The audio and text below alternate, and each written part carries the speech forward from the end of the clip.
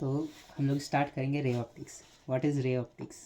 तो ray optics, ray optics it deals with phenomenon of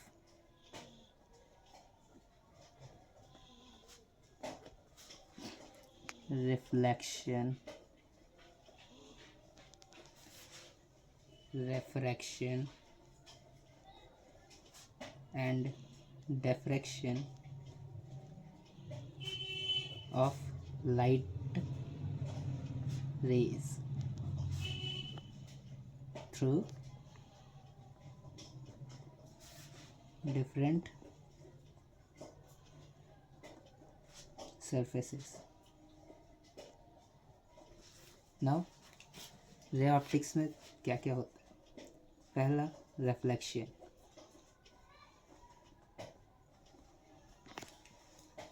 means the bounce back of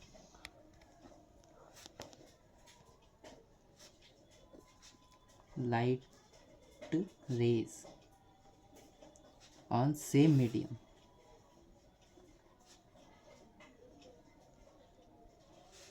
When it strikes a polished surface.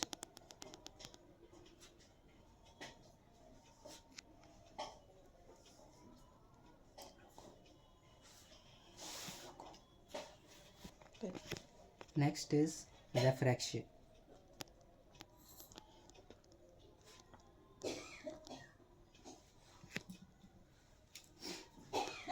The phenomenon in which light rays bend when it passes through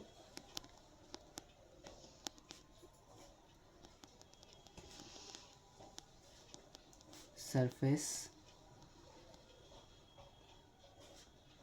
having different mediums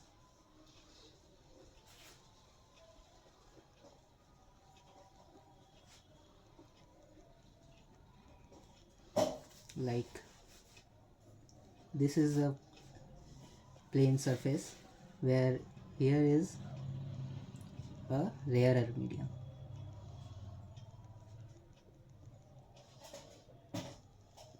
यहाँ rare medium है और यहाँ denser medium.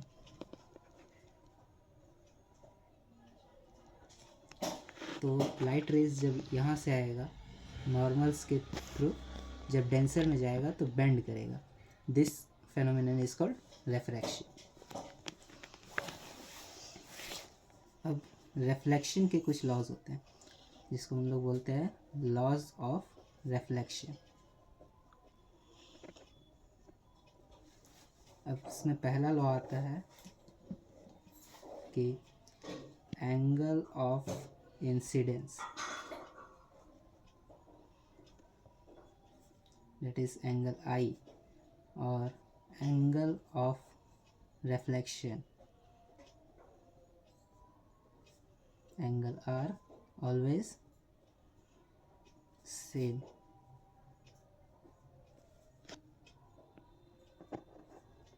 That is equal.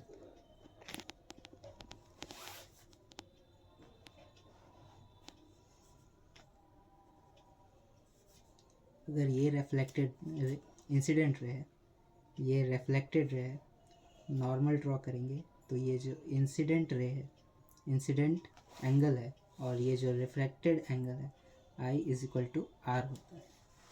पहला law.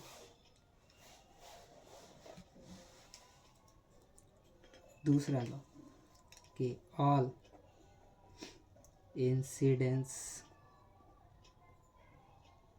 रे, refracted ray और normal lies in same plane. Means ये एक incident ray, ये रिफ्लेक्टेड रे, और ये जो नॉर्मल है वो एक प्लेन पे लाई कर रहा है। ये सेकेंड लॉ है।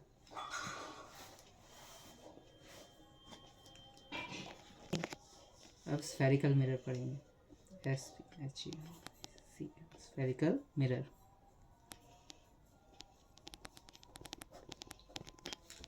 स्फेरिकल मिरर में पहला आता है कि mirror formula.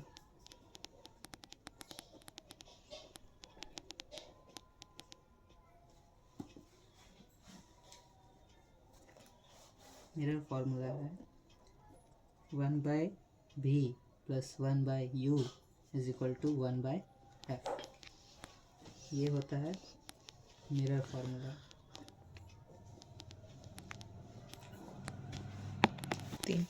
Now derivation of mirror formula. Mirror formula को डिराइव करेंगे तो हम कॉन्केव मिरर के थ्रू डेरिवेट करेंगे मिरर फार्मूला। ये कॉन्केव मिरर है जिसका ये साइड पॉलिश्ड है और ये साइड सिल्वर्ड है।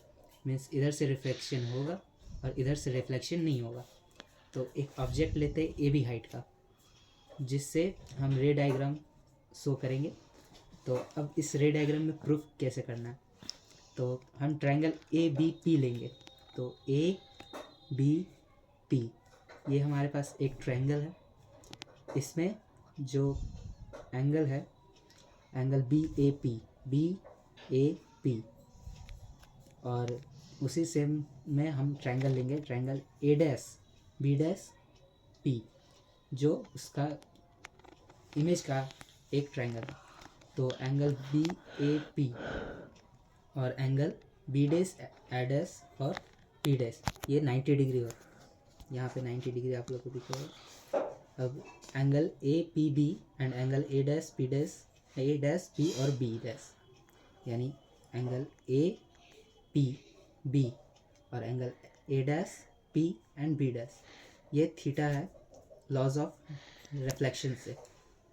यहाँ लिखा है फ्रॉम लॉज ऑफ रिफ्लेक्शन।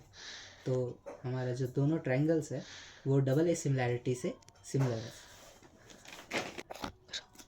तो A B by A dash P dash and A P by A dash P equation 1 जो हम दोनों ट्रायंगल से लेंगे, और हम लोग अनदर ट्रायंगल्स लेंगे M N F and B dash A dash F.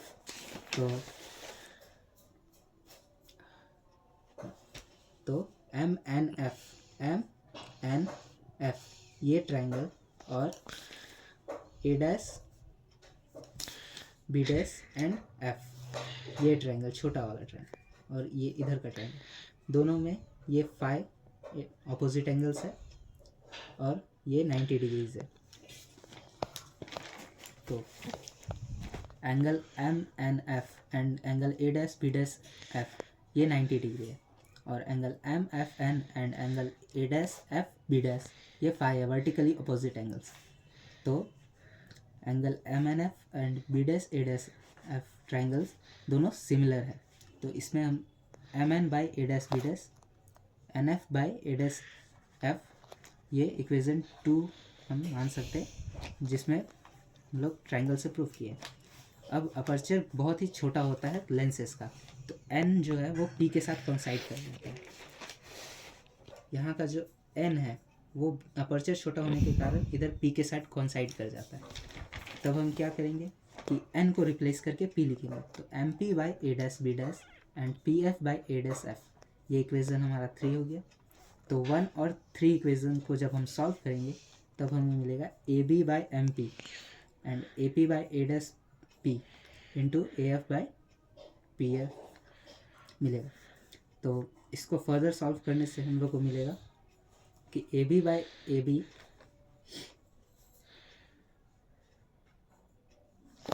Equal to A P by A dash P and A dash F by P F. तो A P by A dash P it's actually A dash P equal to P F into A dash F.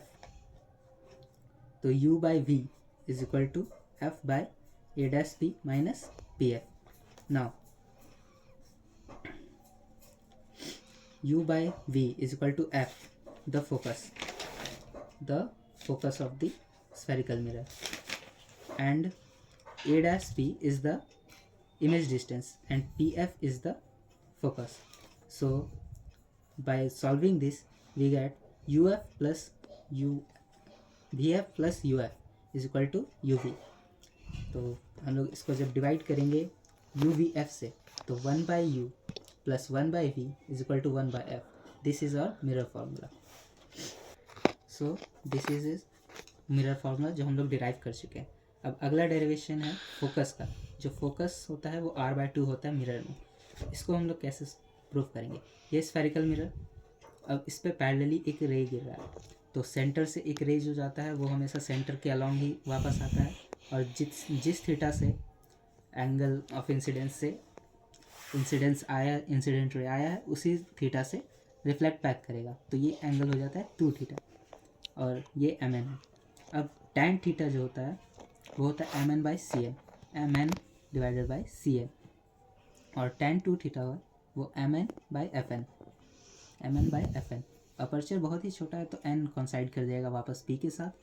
तो हम लोग tan theta को mp/cp और tan 2 theta को mp/pf लिखेंगे. तो theta भी बहुत छोटा होगा क्योंकि अपर्चर बहुत छोटा है और रे बहुत ही दूर से आ रहा है तो थीटा बहुत ही छोटा होगा. तो tan theta nearly equal to theta होता है और tan 2 theta nearly equal to 2 theta होता है. तब थीटा को mp/cp लिखेंगे एंड 2 थीटा को mp/pf. तो mp/pf यहाँ से और थीटा को रिप्लेस करेंगे जब तो ट्वाइस ऑफ mp/cp. इस रिलेशन से हम यहाँ तक पहुँचे. अब इसमें mp ऊपर से कट जाएगा और 1/fp इक्वल टू 2/cp है. अब fp क्या है. f से p तक का डिस्टेंस इसको हम लोग बोलते हैं फोकस. तो फोकस हो गया. और cp जो हम लोग cp है ये c से p तक का डिस्टेंस इसको हम लोग बोलते हैं रेडियस ऑफ कर्वेचर. तो रेडियस ऑफ कर्वेचर. तो अब इसको वापस रेसिप्रोकल करने पे हम लोग को मिलेगा fp इक्वल टू cp/2. तो f is equal to r/2. ये हमारा फोकस और रेडियस ऑफ कर्वेचर के बीच का रिलेशन प्रूफ हो गया. 3. अब sign convention of spherical mirror. Spherical mirror में सबका मेन कन्फ्यूजन होता है साइन कन्वेंशन कि कौन सा साइन पॉजिटिव लेना है और कौन सा साइन नेगेटिव लेना है. तो हम लोग एक इंसिडेंट रे का डायरेक्शन बनाएंगे. जिस डायरेक्शन में इंसिडेंट रे आ रहा होगा उसके तरफ का सारा डायरेक्शन पॉजिटिव होगा और उसके अपोजिट का सारा डायरेक्शन नेगेटिव होगा. जैसे आप देख सकते हैं इधर का डायरेक्शन नेगेटिव होगा, इधर का डायरेक्शन पॉजिटिव होगा. अब हाइट के लिए, हाइट अगर मिरर के ऊपर है मतलब पॉजिटिव साइड में है और हाइट अगर नीचे है तो नेगेटिव साइड में है. उसी तरह फोकस जनरली स्फेरिकल मिरर का जिसमें हम लोग कॉन्केव लेते हैं, कॉन्केव में पीछे आता है तो फोकस उस टाइम नेगेटिव हो जाएगा. और कॉन्वेक्स में फोकस पॉजिटिव आ जाता है क्योंकि फोकस उस टाइम इधर रहता है. रेडियस ऑफ कर्वेचर नेगेटिव आता है. तो ऐसे इंसिडेंट रे की डायरेक्शन में जितना भी डिस्टेंस होगा वो पॉजिटिव होगा और इंसिडेंट रे के अपोजिट में जो होगा वो नेगेटिव होगा. 3. अगला टर्म आता है मैग्नीफिकेशन. अब मैग्नीफिकेशन क्या होता है. जब हाइट ऑफ ऑब्जेक्ट और हाइट ऑफ इमेज का रेशियो लेते हैं उसको मैग्नीफिकेशन बोलते हैं. तो मैग्नीफिकेशन का सीधा फार्मूला होता है -b/u और hi/ho. तो ये हमारा मैग्नीफिकेशन का फार्मूला होता है. अब इसमें कुछ टर्म होते हैं जैसे अगर मैग्नीफिकेशन पॉजिटिव है तब ऑब्जेक्ट और इमेज सेम साइड में होता है. यानी ऑब्जेक्ट अगर ऊपर है तो इमेज भी ऊपर है, अगर ऑब्जेक्ट नीचे है तो इमेज भी नीचे है. उसी तरह अगर m नेगेटिव है तो दोनों अपोजिट साइड में होता है. अगर ऑब्जेक्ट ऊपर तो इमेज नीचे और ऑब्जेक्ट मतलब इमेज ऊपर तो ऑब्जेक्ट नीचे. अब m अगर 1 से बड़ा है इसका मतलब मैग्नीफाइड इमेज बन रहा है. हाइट ऑफ इमेज ऑब्जेक्ट से ज़्यादा है. और m अगर छोटा है 1 से इसका मतलब डिमिनिश्ड जो छोटा इमेज बनता है जिसमें height of image height of object से छोटा होता है. तो ये हमारा मैग्नीफिकेशन का है. इसमें एक और रिलेशन है कि जब मैग्नीफिकेशन ज़्यादा होता है तब जो इमेज डिस्टेंस होता है वो ऑब्जेक्ट डिस्टेंस से ज़्यादा होता है. उसी का अपोजिट जब मैग्नीफिकेशन कम होता है 1 से तो इमेज डिस्टेंस होता है वो ऑब्जेक्ट डिस्टेंस से कम होता है. तो अगला टर्म है रेफ्रैक्शन ऑफ लाइट. अब रेफ्रैक्शन ऑफ लाइट में क्या होता है. That phenomena in which light moves from one medium to another medium during this it either bend through toward normal और अवे फ्रॉम नॉर्मल, तो नॉर्मल की ओर बेंड करता है। यानी कि अगर ये मीडियम 1 है और ये मीडियम 2 है तो इधर ये टुवर्ड द नॉर्मल बेंड करेगा और अवे द नॉर्मल बेंड करेगा। तो इस बेंडिंग ऑफ लाइट के फेनोमेनन को हम लोग रिफ्रैक्शन बोलते हैं। 3 अब होता है laws of refraction, same as laws of reflection. तो इसमें भी इंसिडेंट रे, रिफ्रैक्टेड रे, नॉर्मल सभी एक लाइन और सेम प्लेन पे लैंड करते हैं, जिसको हम लोग बोलते हैं प्लेन ऑफ सिमेट्री। अब Snell's law, the ratio of sine of angle of incidence to the sine of angle of refraction is constant, that is mu2 by mu1, means sin I upon sin R is equal to mu2 by mu1, that is medium 2 का refractive index bye medium 1 का refractive index.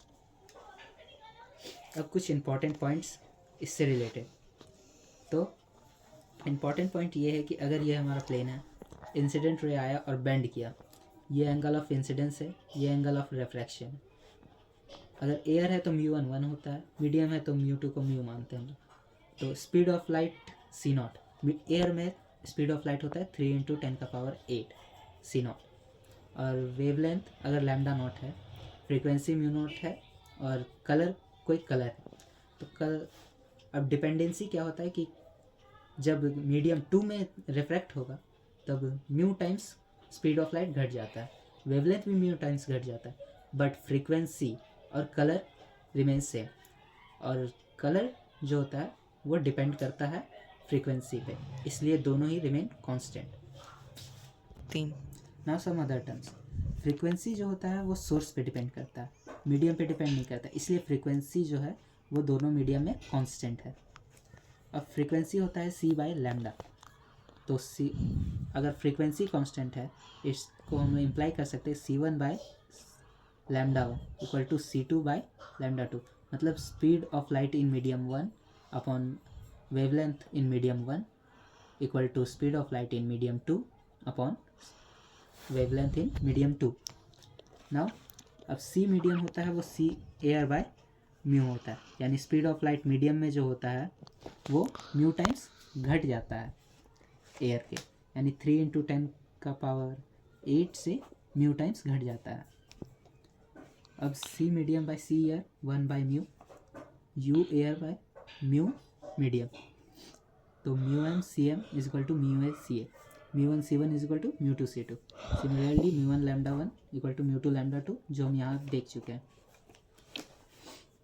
अब medium with respect to air, यानी refractive index medium का air के respect में होता है वो म्यू मीडियम का refractive index divided by medium air का रिफ्रैक्टिव इंडेक्स। और अगर हम 1 रिस्पेक्ट टू 2 करेंगे, यानी refractive index of 1 with respect to 2, तो mu 1 by mu 2।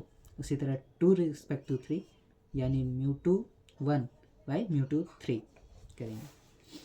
Now air का रिफ्रैक्टिव इंडेक्स 1 होता है, ग्लास का 3/2 होता है और वाटर का 4/3 होता है, ये सब कॉमन है, तो ये सब याद रखना पड़ता है।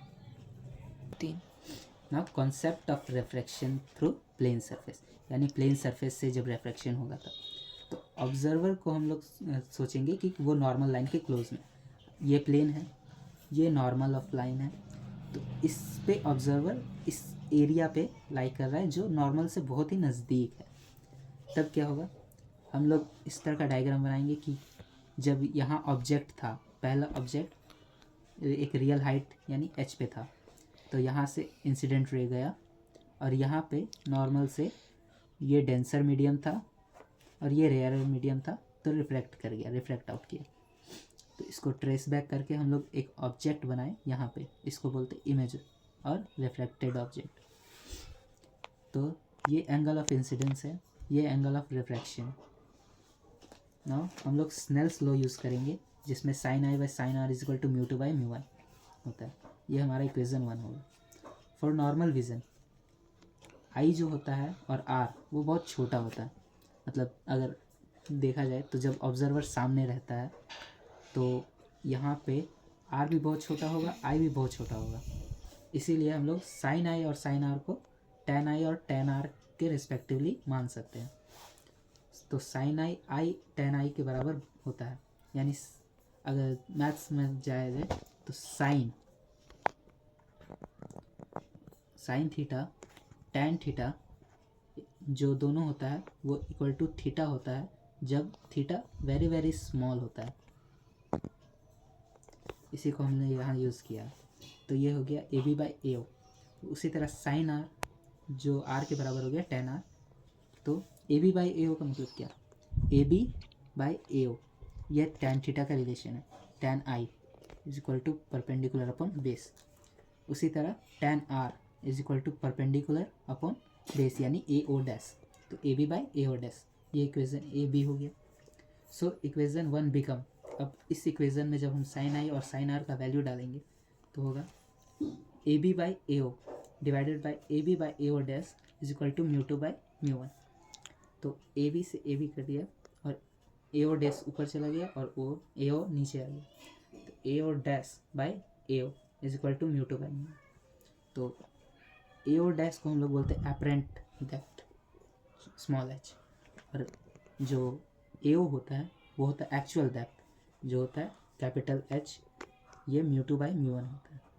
ये है concept of reflection through plane surface. 3 अगला कॉन्सेप्ट हमारे पास आता है TIR यानी टोटल इंटरनल रिफ्लेक्शन। अब टोटल इंटरनल रिफ्लेक्शन के लिए कंडीशन क्या है, ऑब्जेक्ट जो है वो डेंसर मीडियम में होना चाहिए और रे मूव करना चाहिए डेंसर से रेयरर में। यानी कि अगर हम रे इधर से कर रहे हैं तो ये डेंसर होना चाहिए और ये रेयरर होना चाहिए, और अगर रे इधर से दे रहे हैं तब ये डेंसर होना चाहिए, ये रेयरर होना चाहिए। अब इसका कुछ एक डायग्राम है, देखिए कि ऑब्जेक्ट यहाँ है, ये रेयरर मीडियम है, ये डेंसर मीडियम है। तो एक सर्टेन एंगल ऑफ इंसिडेंस पे कुछ रिफ्रैक्शन हुआ, उससे ज़्यादा एंगल ऑफ इंसिडेंस पे एक बड़ा एंगल ऑफ रिफ्रैक्शन हुआ, उससे एक ज़्यादा जिसको हम लोग I equal to theta C critical angle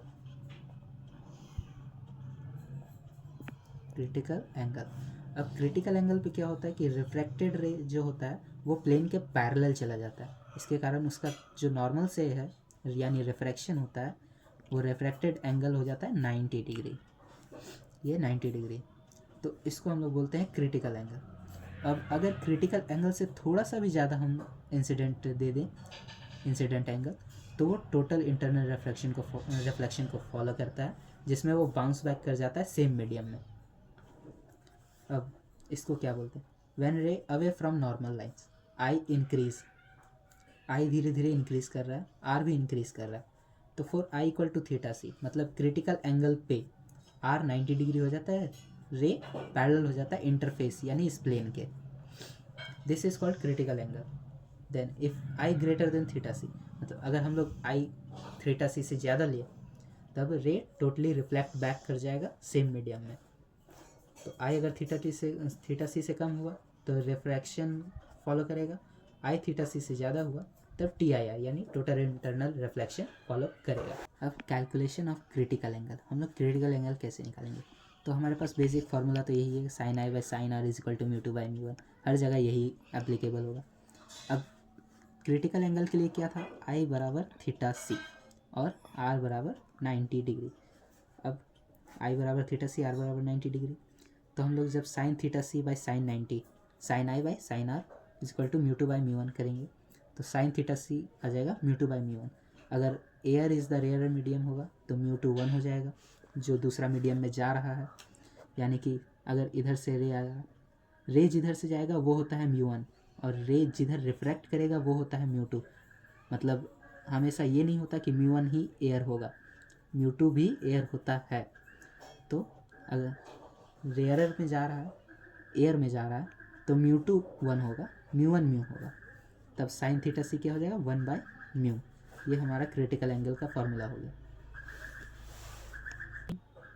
application of TIR, पहला होता है area of surface through which lights comes out, मतलब एरिया जहाँ से लाइट कम आउट करेगा। इसके लिए एक हम लोग बीकर लेते हैं और उस बीकर में एक नीचे ऑब्जेक्ट ले देते हैं। तो ऑब्जेक्ट क्या करेगा, एक ऐसा एंगल होगा जहाँ पे जो है वो सरफेस के प्लेन लाइट चला जाएगा, यानी कि अगर ये पानी का सरफेस है तो उसके प्लेन लाइट चला जाएगा, उसके ऊपर नहीं आएगा। तो उसी तरह हर तरफ होगा, तो एक सर्कुलर एरिया बनाएगा, उतना ही में हम लोग चीज़ देख पाएंगे उस सोर्स को, बाकी उसके अलावा हम लोग कहीं नहीं देख पाएंगे। तो ये होता है एरिया। तो इसके लिए हम लोग क्या करते हैं, अगर ये h है, h हाइट पे सोर्स है, तब वहाँ से एक क्रिटिकल एंगल लेंगे और उसको हम लोग फिर फर्दर सॉल्व करेंगे μ2/μ1 से। तो साइन थीटा सी μ2/μ1 होता है। हम लोग साइन थीटा सी को यूज़ करेंगे tan थीटा सी निकालने के लिए। अब tan थीटा सी मतलब क्या होता है, tan मतलब परपेंडिकुलर अपॉन बेस, यानी a/h, तो a/h। अब a जो एक्चुअली सर्कुलर आर्क का रेडियस है, तो इस सर्कुलर डिस्क जहाँ से लाइट कम आउट होगा, जिसको विजिबल रीजन बोलेंगे, उसका रेडियस है। तो a is equal to h tan theta C. So area हो जाएगा πr²। ये पहला एप्लीकेशन है TIR का। अगला एप्लीकेशन है ऑप्टिकल फाइबर। ऑप्टिकल फाइबर, तो ऑप्टिकल फाइबर का कुछ केसेस होता है। पहला केस होता है कि जैसे ऑप्टिकल फाइबर एक्चुअली होता क्या है, एक थ्रेड लाइक स्ट्रक्चर होता है उसमें, जिसमें लाइट एंटर करता है और उसके ऊपर एक डेंस कोटिंग होता है रेयर मीडियम का।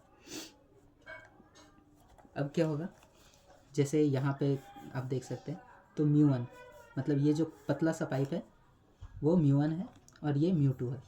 अब μ1 क्या है, μ2 से ज़्यादा है, यानी कि ये अंदर का पार्ट डेंसर है, ये बाहर का पार्ट रेयर है। तो यहाँ पे इंसिडेंस किया, ये एंगल ऑफ इंसिडेंस है।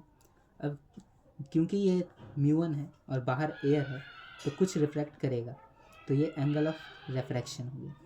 अब एक पाथ फॉलो करके इस सरफेस पे इस प्लेन के पैरेलल बनाए, तो ये थीटा सी हो गया।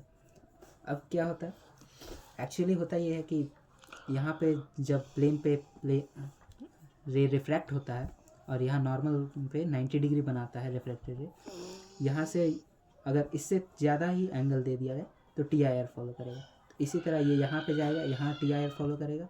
इसी तरह करते करते ऑप्टिकल फाइबर्स के थ्रू डेटा हम लोग ट्रांसफ़र करते हैं, ये डेटा ट्रांसफ़र में यूज़ होता है। तो ऑप्टिकल फाइबर में क्रिटिकल एंगल निकालते कैसे, तो हम लोग एक्चुअली आगे से ना जाके पीछे से हम लोग कैलकुलेशन स्टार्ट करते हैं, जिसमें पहले हम लोग साइन थीटा सी निकालेंगे, वो होगा μ2/μ1। इससे हम लोग को एक रिफ्रैक्टेड रे मिलेगा।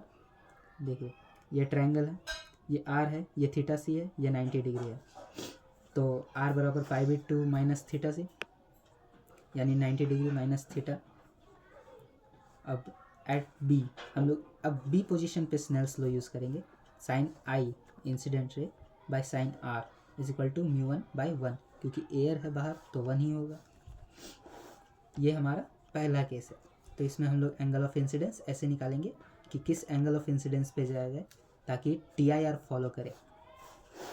अब केस 2, अब केस 2 में होता ये है कि ऐसा एंगल ऑफ इंसिडेंस दिया जाता है जहाँ पे पहला पार्ट पे नहीं, दूसरा पार्ट पे जाके रिफ्रैक्शन हो। अब दूसरा पार्ट पे रिफ्रैक्शन होगा मतलब केस ये है कि पहला नहीं तो दूसरा पे ही TIR फॉलो होगा, वापस बैक करेगा और डेटा ट्रांसफ़र होगा। तब इसका कैलकुलेशन हम लोग कैसे करेंगे, अब ये μ2 है, ये μ1 है और यहाँ एयर है, तो हम लोग फिर वापस बैकवर्ड कैलकुलेशन पे जाएंगे। बैकवर्ड कैलकुलेशन में क्या होगा कि ये I है, ये थीटा है, थीटा 1 है, ये थीटा 2 है, और थीटा 2 जो है वो थीटा सी के बराबर हो जाएगा, मतलब थीटा सी से रिफ्लेक्ट करेगा, क्योंकि यहाँ पे जब एंगल बनाएंगे थीटा सी, तो साइन थीटा सी हम लोग का क्या आएगा, यहाँ एक ट्रायंगल, ये थीटा सी है, इसका कैलकुलेशन से हम लोग को ये मिलेगा, और ये जब थीटा सी वर्टिकली अपोजिट एंगल है और थीटा सी और थीटा 2 वर्टिकली अपोजिट एंगल है, तो ये एक्चुअली थीटा सी ही हो जाता है, और थीटा सी और ये थीटा 1, फिर हम लोग ट्रायंगल का यूज़ करके 90 डिग्री राइट एंगल ट्रायंगल का यूज़ करके R निकाल सकते हैं। तो थीटा सी निकालने के लिए 1/μ2, क्योंकि बाहर का पार्ट एयर है, अब बाहर का पार्ट अब एयर है, और μ2, तो जहाँ से रे जाता है वो μ1 हो जाता है और जहाँ पे रे जाता है वो μ2 हो जाता है। तो एक्चुअली हम लोग करते हैं μ1/μ2। तो ये होता है रेफ्रैक्शन और ये होता है इंसिडेंस। तो इंसिडेंस इस बार μ2 में हो रहा है और रेफ्रैक्शन एयर पे हो रहा है। एयर का रेफ्रेक्टिव होता है 1 और इसका μ2, इसलिए हम लोग यहाँ लिखे 1/μ2। अब वापस रिवर्स कैलकुलेशन से बी पे आते हैं। तो थीटा सी और थीटा 2, अब sine theta 2 by sine theta C equal to μ2/μ1, यहाँ μ2/μ1। तो थीटा 1 हो जाएगा 90 माइनस थीटा 2। तो एट सी, अब हम लोग सी में यूज़ करेंगे तो आई अपॉन थीटा 1, यहाँ पे थीटा 1 है तो sine I upon sine theta 1 is equal to μ1/1। ये हमारा रिवर्स कैलकुलेशन हो गया और यहाँ से हम लोग आई निकाल देंगे।